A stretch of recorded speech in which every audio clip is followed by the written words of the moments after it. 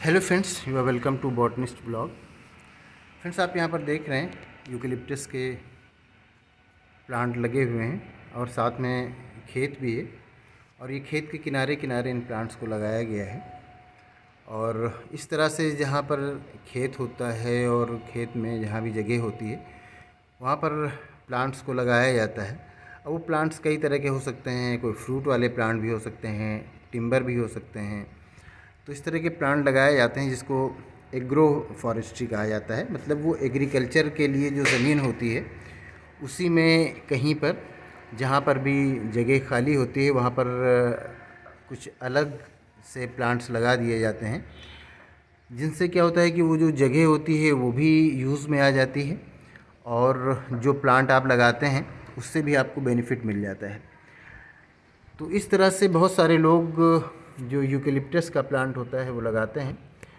लेकिन यूकेलिप्टस का प्लांट इस तरह से अपने खेत में मेड़ के किनारे या अपने खेत के किनारे मेड़ पर नहीं लगाना चाहिए, क्योंकि यूकेलिप्टस का जो प्लांट होता है ये उस ज़मीन को धीरे धीरे बंजर करने लगता है, क्योंकि वहाँ का ये वाटर बहुत एब्ज़ॉर्ब करता है।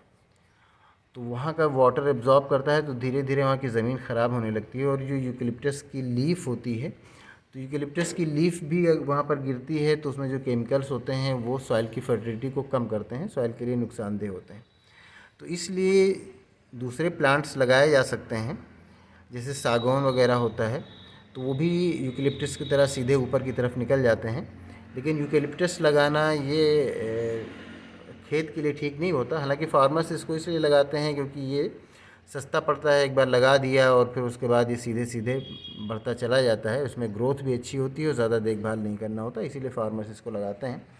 लेकिन फार्मर्स इसको लगाते हैं, लेकिन लॉन्ग टर्म में जो खेत होता है वो धीरे धीरे ख़राब होने लगता है और फिर उस खेत में उन्हें ज़्यादा फर्टिलाइज़र्स डालने की ज़रूरत पड़ती है, क्योंकि उसमें जो सॉइल की फर्टिलिटी होती है वो सॉइल की फर्टिलिटी धीरे धीरे कम होती जाती है। तो इसलिए फिर वो नुकसान करता है खेत के लिए।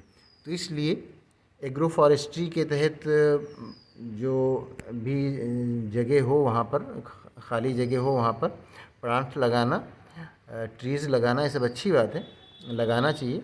लेकिन ऐसे प्लांट लगाने से बचना चाहिए जिससे कि जो आपका खेत है वो भी ख़राब होने लगे। तो उम्मीद करते हैं ये वीडियो आपके लिए इन्फॉर्मेटिव होगी। Thank you.